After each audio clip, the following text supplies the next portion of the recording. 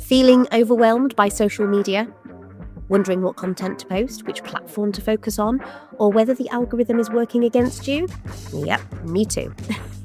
In this episode, I am joined by Katie Shaw, founder of Shaw Socials, and a trusted social media sidekick for small business owners. Katie helps businesses build an authentic online presence through social media training, content creation, masterclasses, and full social media management. We explore what's working on Instagram, Facebook, and LinkedIn right now, discuss content creation tools like Canva and the Edits app, the latest trends and the algorithm updates, as well as talk about practical ways to build genuine engagement and community online. If you are like me and just getting started with a new project or looking to refresh your social media strategy, this conversation is packed with actionable advice to help you show up with more confidence and less overwhelm. If you enjoyed today's episode, don't forget to subscribe, leave a review, and share it with someone who could benefit from this conversation. For more insights, resources, and behind-the-scenes content, subscribe to our newsletter on Substack and check out our YouTube channel for full episodes and exclusive content. Right, let's get to the episode.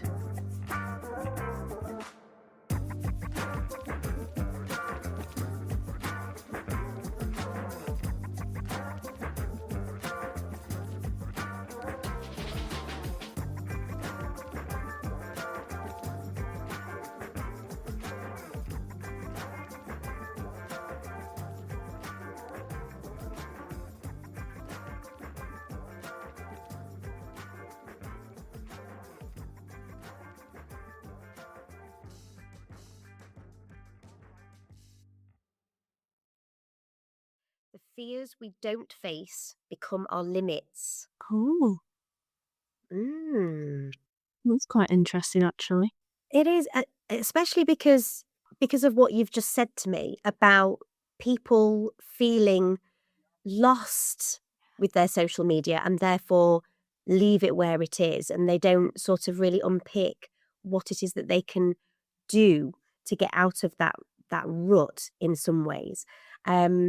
What do you want to tell the listeners a little bit about you and what you do first of all, so we've got some context? Yeah, of course. So, hi, I'm Katie Shaw, founder of Shaw Socials. I am your organic social media sidekick for no stress, just success. So that's when it comes to what to do or how to do it on social media, I can help. I do help small to medium sized businesses through a variety of options. So that might be one-to-one training, online affordable masterclasses, or content creation with full social media management. Obviously, the main platforms that I focus on are Instagram, Facebook, LinkedIn, and Canva, actually, which is quite a popular one. Mm. A little bit about me. So, I graduated in 2024, actually, at Keele University with a first class in marketing and business management. And I got to the end of the degree, and I'd actually got a graduate job lined up. And I'll be honest, it didn't feel right anyway, but my employer at the time, Nicola Bruff, said, "Why don't you come back to the university? There's a workshop on," which is where I met the lovely Vic Taylor from Six Figure Niche. And I actually managed to set up the business with both of them two women involved. And it was absolutely incredible. I've never looked back since. And I've been very lucky because some of the employees I had alongside my degree have become my clients now. So it's a fantastic turnaround, really. Wow, that is incredible. What a lovely story to start with. I mean, it's fascinating, isn't it? You have a path that's laid out for you, and you listened to that gut instinct and you thought, this is not the way for me. What was it about that particular path that felt off for you, do you think?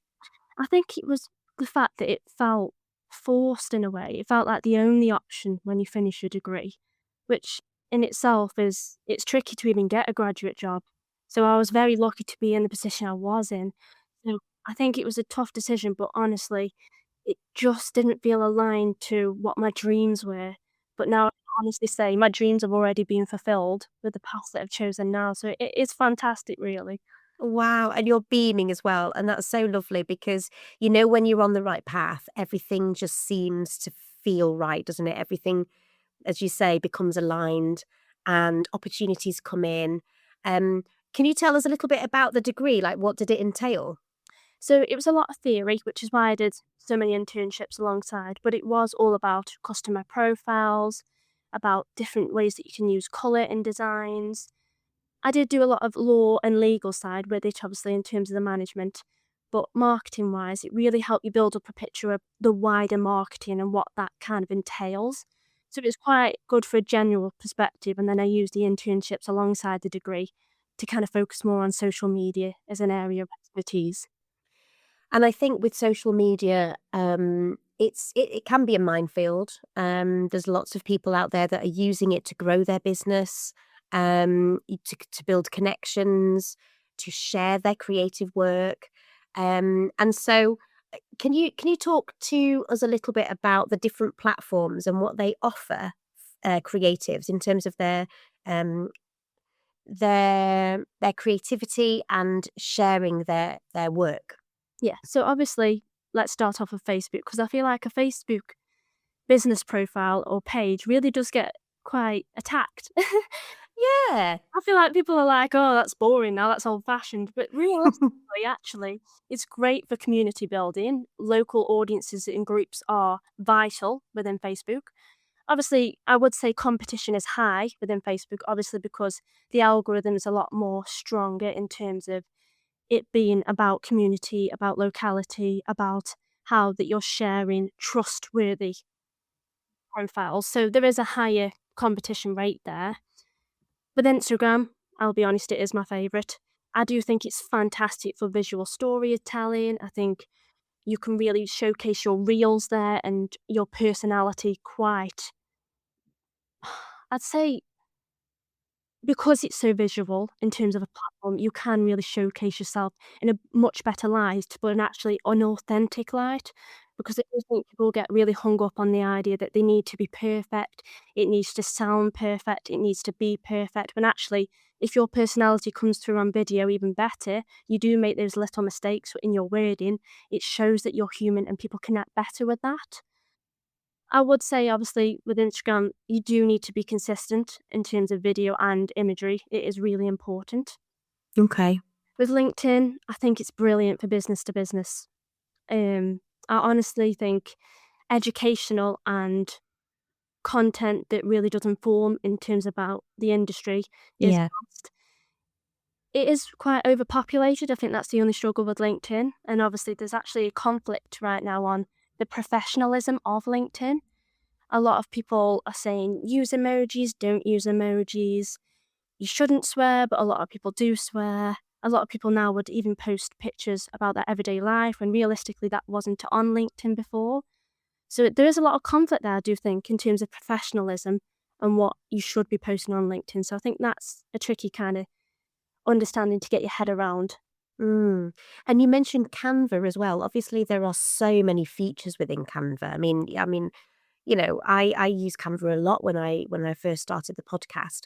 There's a lot of AI features as well now, so it means that it's doing a lot of the work for you. Where do people start with Canva, and what are the main sort of pros, if you like, of using Canva?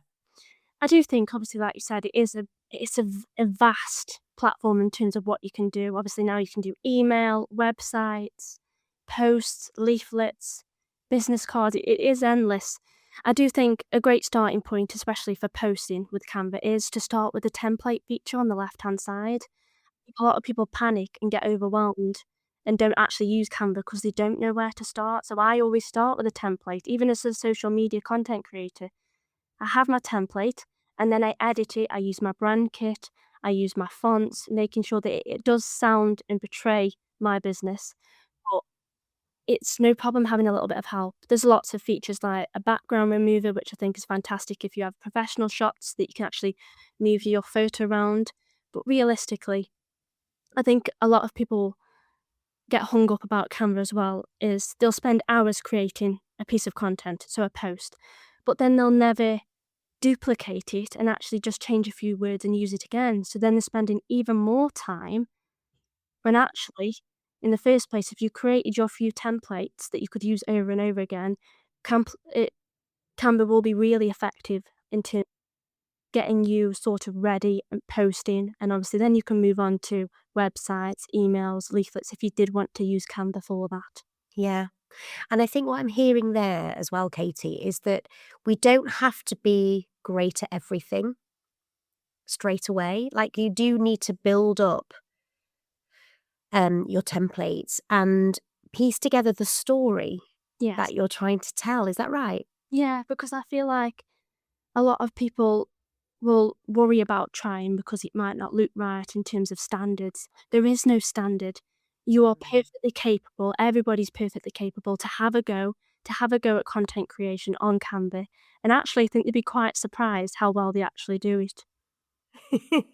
I mean, looking at some of my earlier stuff, it's humbling because I was just having so much fun with it to begin with, and what I've started to reflect on recently is that social media isn't that serious. Now,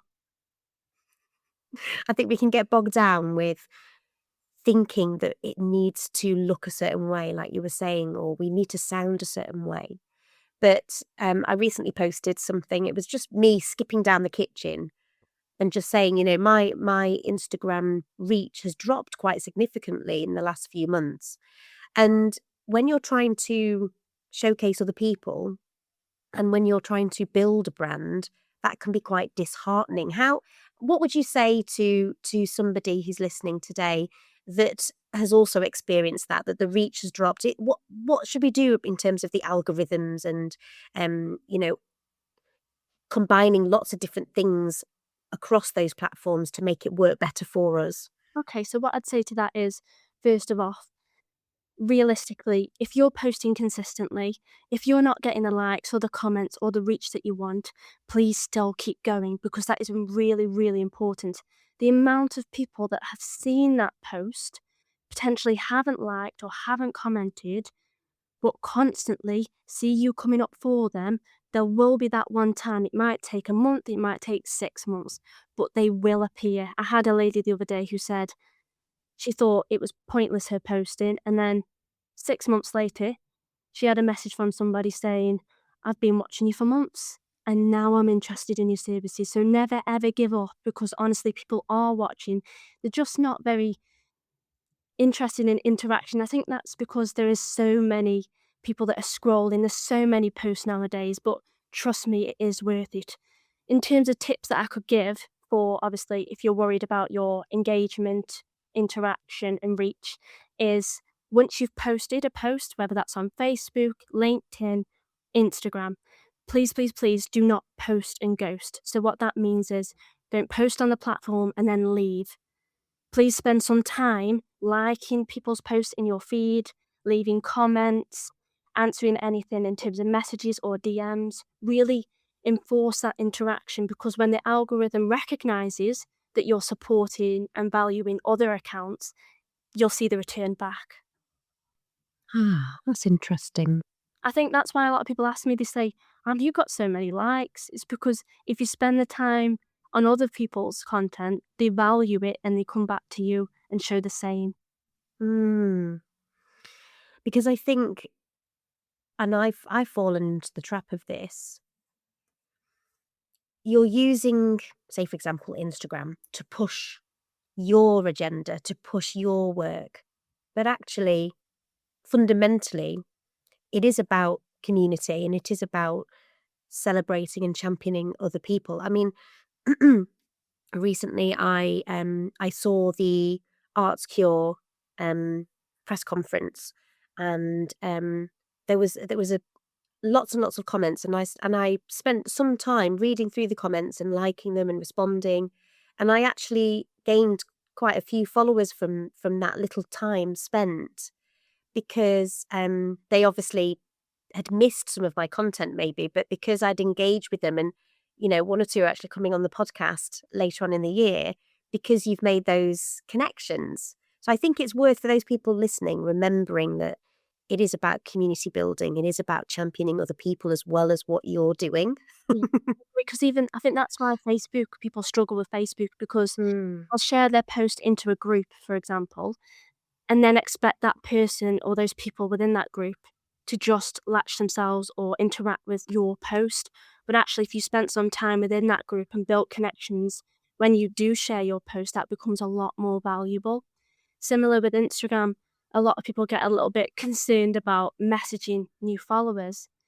The way I do it is if I genuinely think a new follower is trying to produce good social media content, what's wrong in messaging them saying what an amazing job they're doing? Then you're building up a relationship. I've not gone straight in to say, oh, buy my services, because that can be really off-putting. Yeah. Actually introducing yourself as somebody human. I know it's social media, it can feel very, very kind of rigid, but you are still a human being. You still can interact just as you do in person. So I think that's really important.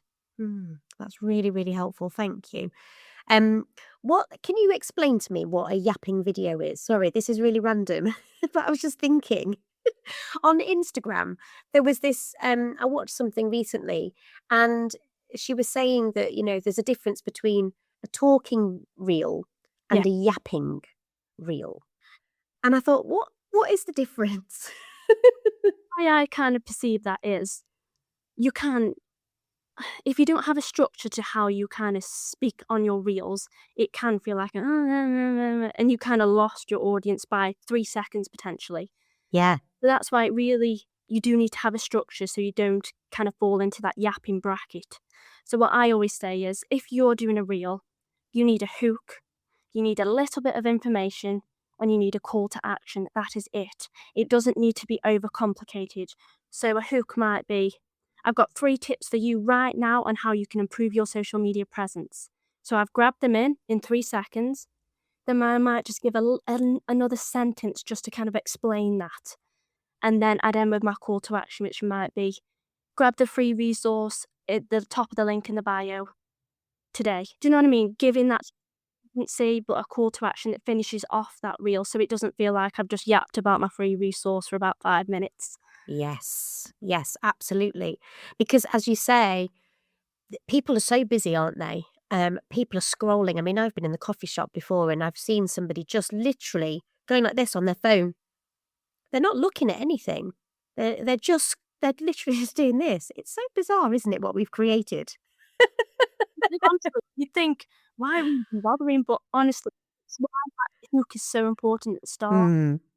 Just, you've got about 2 seconds to interest that person who's coming onto your post. So you've got to really make it count. I mean, I did I did one recently on my Instagram, and it makes me cringe, but I do think it really grabs you in. I think it's like, I start with, "Have no fear, the Facebook masterclass is here." It's awful, I've but seen it. it's meant to grab you in. Do you know what I mean?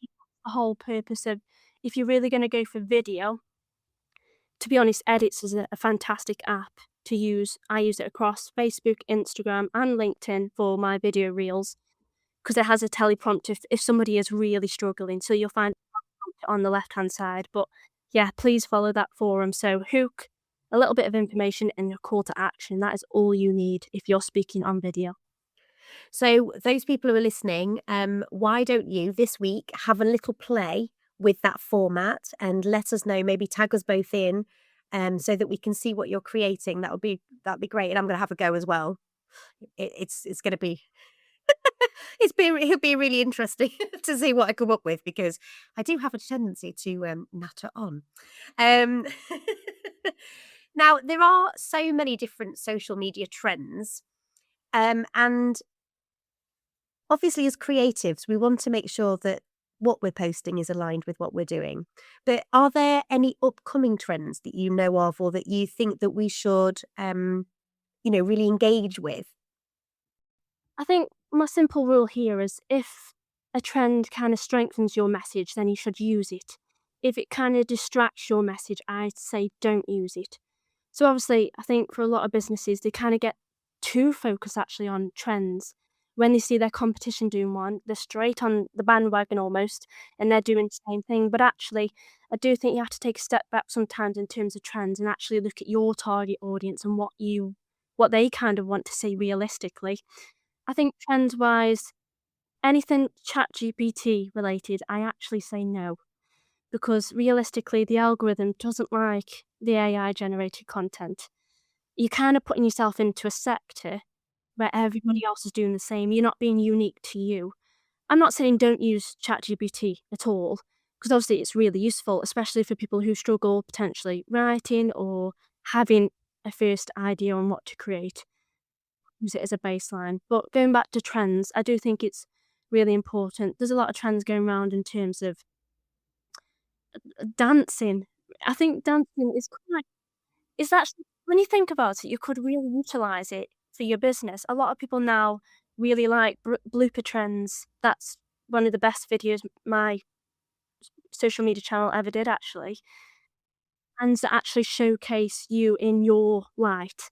You might be dancing in the kitchen, or you might be mixing up your words. I've done one of them where I'm like blabbering because I can't.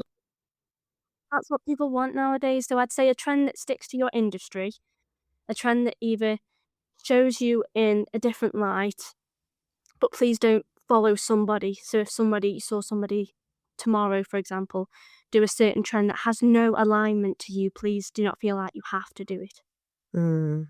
I think that's really good advice because I think one of my friends, Louisa, she was following a 30-day dance challenge. And I joined in just because I just wanted to have a bit of fun. And it was so much fun, and lots of other people were getting involved. But my reach obviously was much bigger because they could see me having fun and they could see my personality coming through.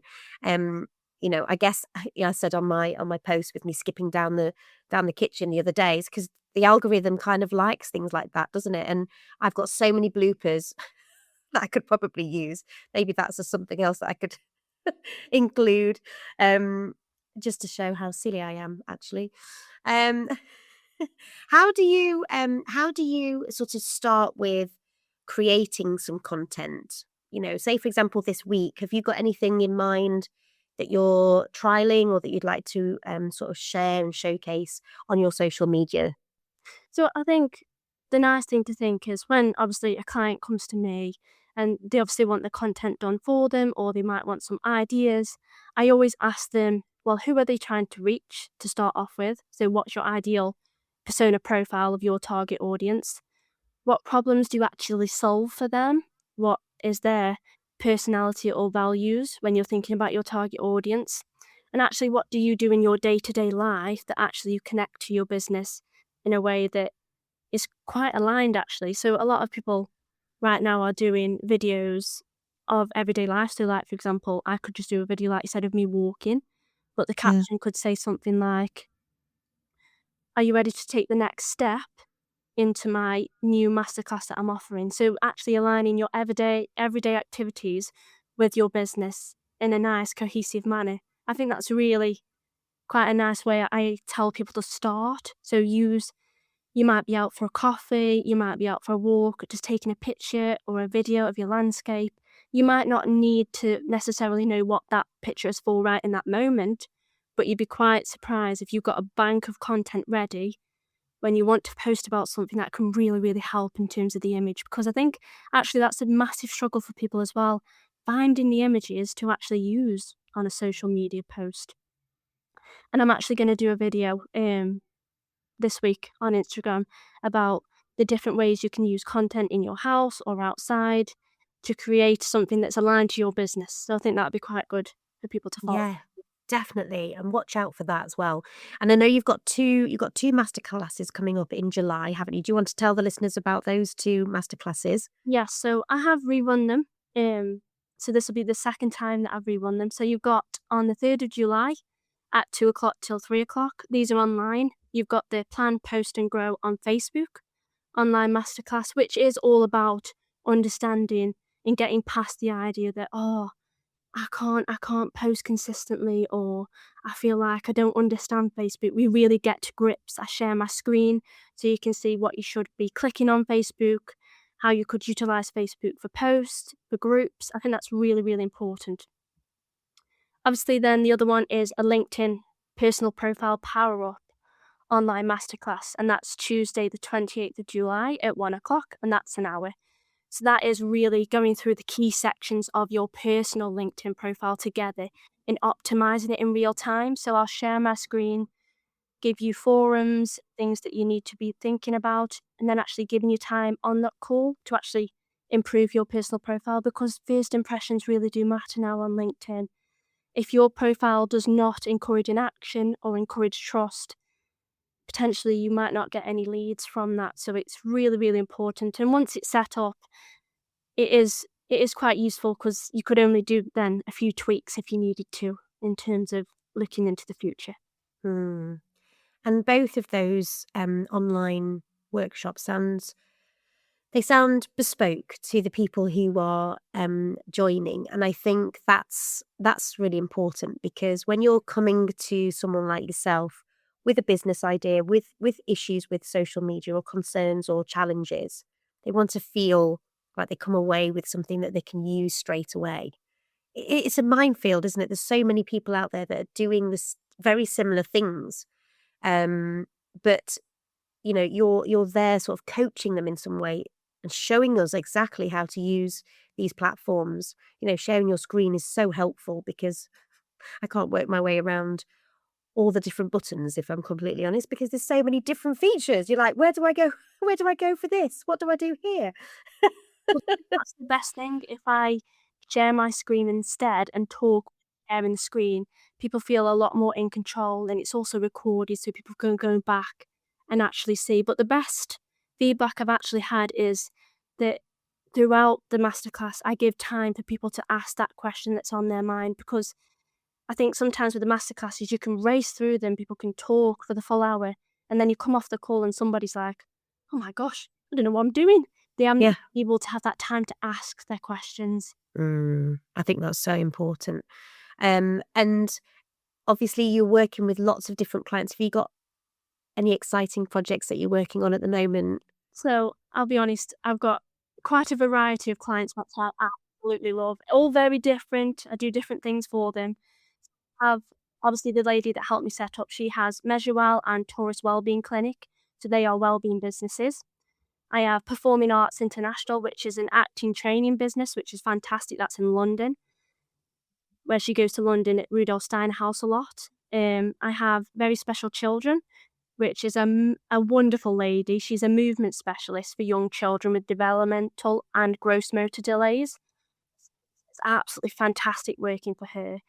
Realistically, her job is obviously to help children book in their therapy consistently so that they do improve and they're more kind of individual when they grow up and obviously independent. So with her at the moment, it was becoming that we're very good at educating people about that you should be in therapy if you've got a child that's struggling. But actually, we switched that up recently and went for more of an urgent approach. And she sent me a voice message yesterday and said, "Oh, we've got our first lead fully from social media," and it was fantastic. She was so happy, and it made Oh, my day. that's great. I've got Find Me the Leads, which is an amazing lady, Lisa Pickles, who empowers independent food and drink producers to launch, grow, and thrive in farm shops, delis, and garden centres. I have an artist, I have a journaling, Reiki, and Pilates woman. I have a retreat in Egypt that I do content for, and Pay As You Go Business Solutions, which is an IT and business support. So it's like, because I get to learn about each different industry and person and kind of align and learn how to speak in content is fantastic. I love it. Oh, I know, I can tell, and when you find something that gives you that fire in your belly, hold on to that. It's so beautiful, because it means that, I mean, all of those different businesses, the values are kind of at the heart of what you're doing as well, and you as a person, I can tell. Even like when I go down to a business in Stone, RPUK, which is a financial service, we really just have a cup of tea, we sit down, I give them up the updates about social media, and we get started on planning the next month's content. It really does give me that fire in my belly because I absolutely love it. I feel like the lady that I work with, Natalie, she's like ready to go because we know what we're going to kind of complete in that time. Yeah. And I think it is about having those goals Yeah, and that strategy and that vision. And that's what people get from working with you, I you could know. I'd always recommend to anybody who's kind of trying to post consistently and do their social media content for themselves that they do always kind of schedule for the month ahead. So right now you should be looking into July. If you get your content calendar or you get a normal paper calendar or a digital calendar, write down everything that you've got on in July, for example. That would first off give you your idea about what you could post into what you're doing. And then when you start filling in the blanks, you can think about those day in the life videos or tip videos or educational videos.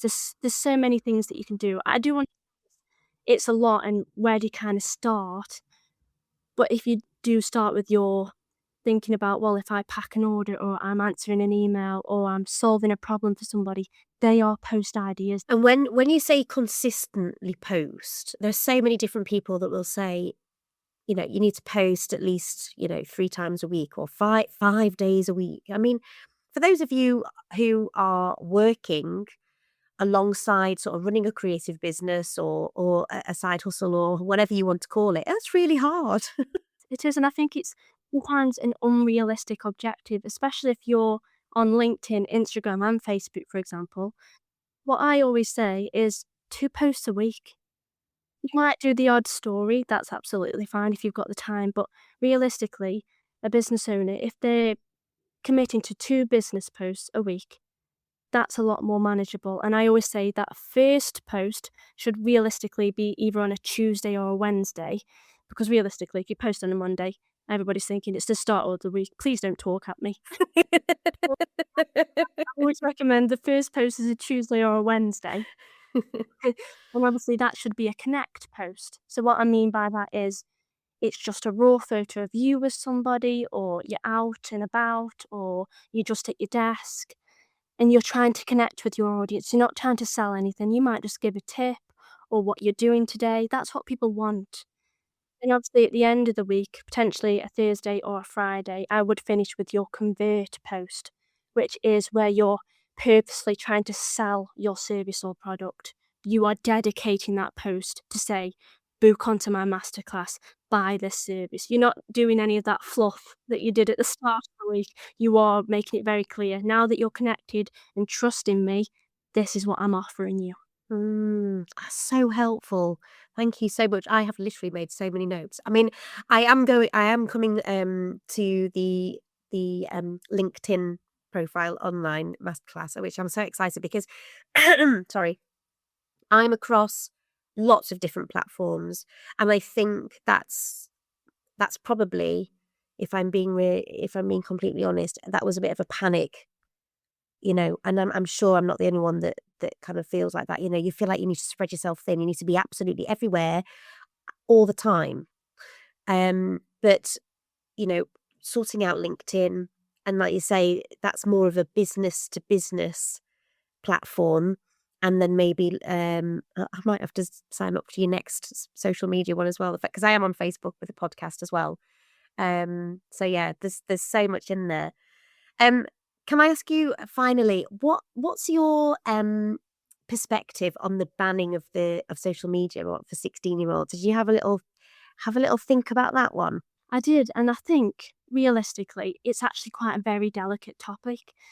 My personal opinion is I think it's a good enforcement, but obviously, as someone who works in social media every day, I have seen the positive. So it can be an amazing tool for creativity, education, community, even learning valuable digital skills.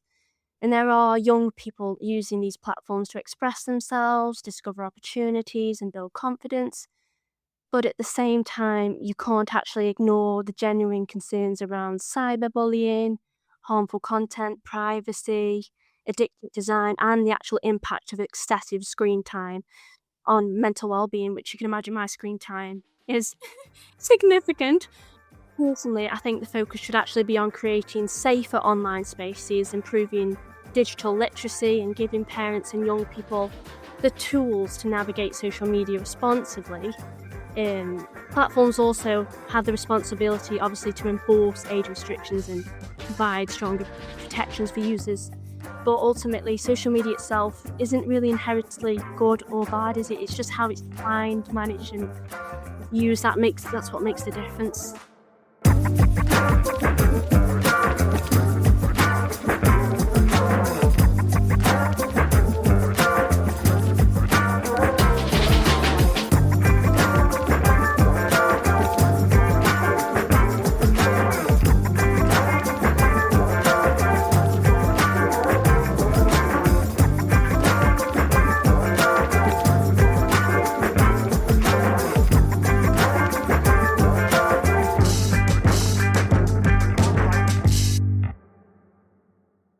Welcome to In the Wrong Room, the podcast for drama and performing arts specialists making the leap from secondary into primary and EYFS settings. I'm your host Lucy, and after 12 years teaching drama and dance in secondary schools, I found myself stepping into a primary setting and wondering, how the hell do you introduce a learning objective to a group of preschool children when there's absolutely no point writing it on the board? If you have ever felt out of your depth, confused, or like you're having to learn how to teach all over again, this podcast is for you. We'll chat about why I made the leap and why you can do it too. We'll tackle lesson planning, questioning techniques, working with class teachers, teaching Shakespeare to Key Stage 1, live theatre reviews at Key Stage 2, and all those funny, unpredictable things children say that nobody prepares you for. Everything I share here comes from real-life classroom experiences, tried and tested, so you can walk into your lessons feeling more confident, more prepared, and more like you. So, if you've ever felt like you are in the wrong room, you're in exactly the right place. Stay tuned for the first episode of In the Wrong Room, coming soon.